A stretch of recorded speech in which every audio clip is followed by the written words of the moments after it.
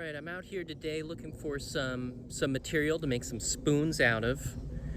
So walking around trying to find something good. Looking around here on the ground, don't see too much. There's a little stick here. Not going to be good for spoons. Keep looking.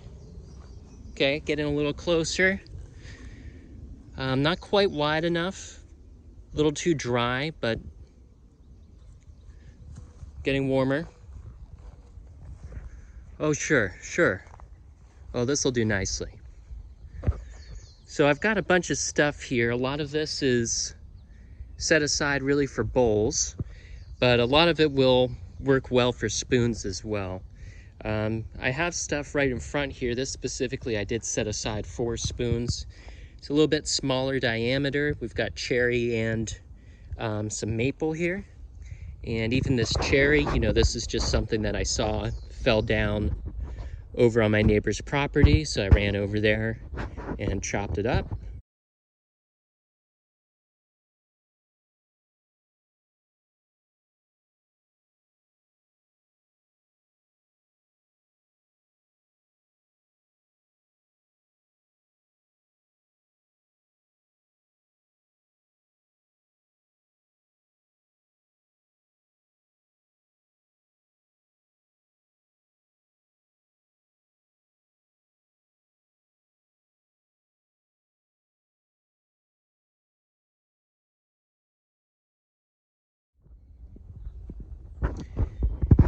And that cherry is going to be pretty well suited. It's nice and easy to carve. It's going to be good stuff for spoons.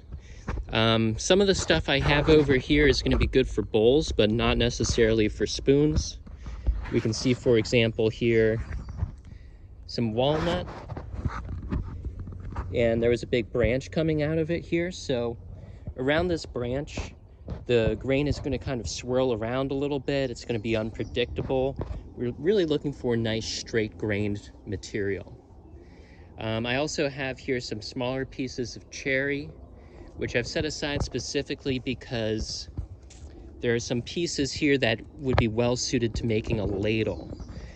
So in order to get a nice strong spoon that kind of comes up into the ladle here, I want to have one of these kind of branched pieces here. So we're going to give that a shot with the ladle. This is getting a little bit small in diameter for a spoon, but if we split it in half, we should still be able to get a nice big bowl for a ladle or something like that. Okay.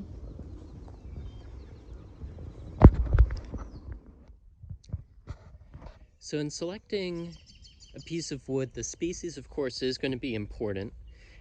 We want to use hardwoods. We're also using green wood, so that indicates wood that has a very high moisture content.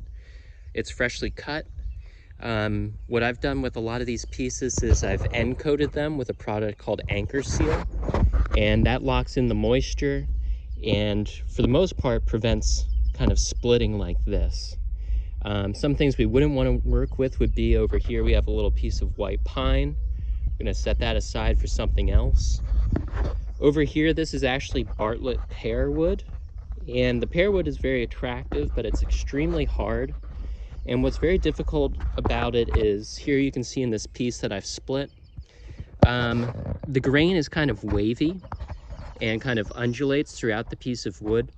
So it makes getting nice, predictable cuts very challenging. So this is some wood that I would not want to use for spoons.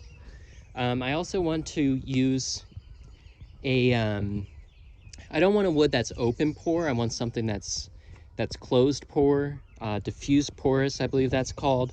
So that would be something like our maple over here, sycamore, walnut.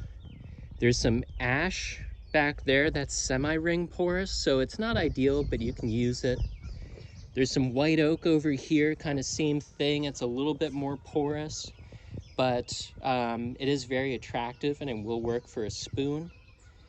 It's good stuff, but again, oak, of course, is very, very hard and dense, so that can be a bit of a challenge too. So for me, the best woods are generally cherry, maple, walnut. I have some birch over here. This is the birch. And you can see there's a pretty significant difference between the heartwood and the sapwood. And this is something that I can use to, kind of enhance the spoon visually by orienting the spoon in a different way within the log. Some of the wood I have over here too, this is Norway maple versus like a sugar maple. And, sugar maple, that's hard maple. It's really, very hard material, but it does make a lovely spoon. In the case of this Norway maple, it carves all right, but you can see that the rings are pretty widespread, and it can make getting a nice cut in the material a little bit challenging. Sometimes it splinters apart a little bit. This wood too, it's a little bit bland looking, but you can class it up a bit with a little bit of paint or something like that. Okie dokie, so getting a piece ready to make your actual spoon out of, I have a piece that's cut a little bit extra long here, and from this piece I want to select a length from which I can actually pull my spoon out. So here I'm trying to get something about 12 inches long. I want to find a spot that's free of knots. You can see here there's a knot. So when I cut this, I'm going to chop right here and chop up here. This is going to give me a nice, clean, free spot here. So that's what I'm looking for, is an area that's going to be free of knots. Something like this, it's full of branches. This is not going to be well suited to the spoon. The grain is going to swirl around. It's going to make it unpredictable. It's going to split irregularly. So this really isn't great stuff.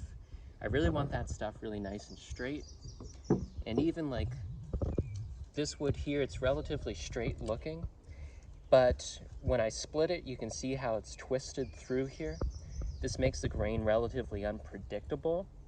And even when I attempted to kind of make my spoon out of it, as I was cutting in, it's a little tricky to see, but the grain is torn out quite a bit because the fibers are twisting all throughout the spoon. So for me, I threw this aside. I'm not even going to use it.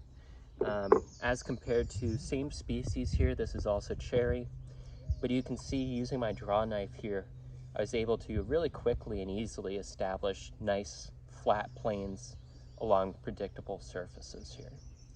Okay, so once I've selected kind of a length that I'm looking for, my first step is going to then be to split that piece down. So here we have a piece which is relatively straight, free of knots. This is going to be well suited to what I need.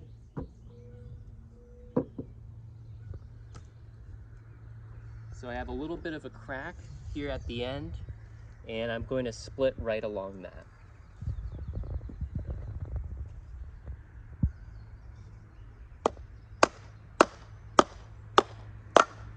Okay, you can see how quickly and easily that's split. Nice and straight. This is going to make carving the spoon really easy. You can see too here, I've split the piece straight in half.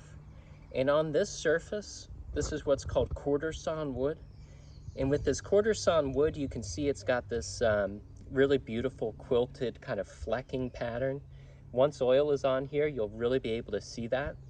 And this is going to dictate the way that you prepare your spoon blank. So there's a couple different ways to orient the spoon within the blank. So this surface, the quarter sawn surface, you can see this also in this oak spoon. You can see kind of this flecking, which is characteristic of oak. And you can see how I kind of oriented it along the side of a piece of wood just like this. On the left here we have what is called the sapwood. In the case of the cherry, it's the lighter bit off to the side here.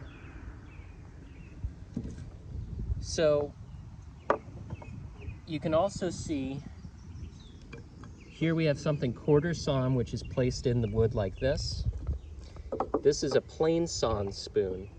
And what I've done here is I've tried to capture the sapwood by orienting the spoon sideways like so. So rather than going this way, it's oriented this way.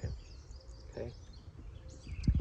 So to do that kind of maneuver, I would take my piece of wood, split this again.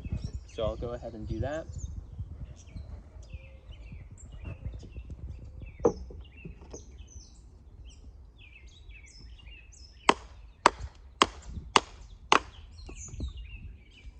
Okay.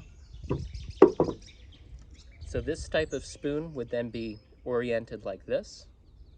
So I would axe it in so that the bowl of the spoon is down here and the handle extends outward. Okay. You can see why I want to avoid something that's knotty like this. If I do try to split it,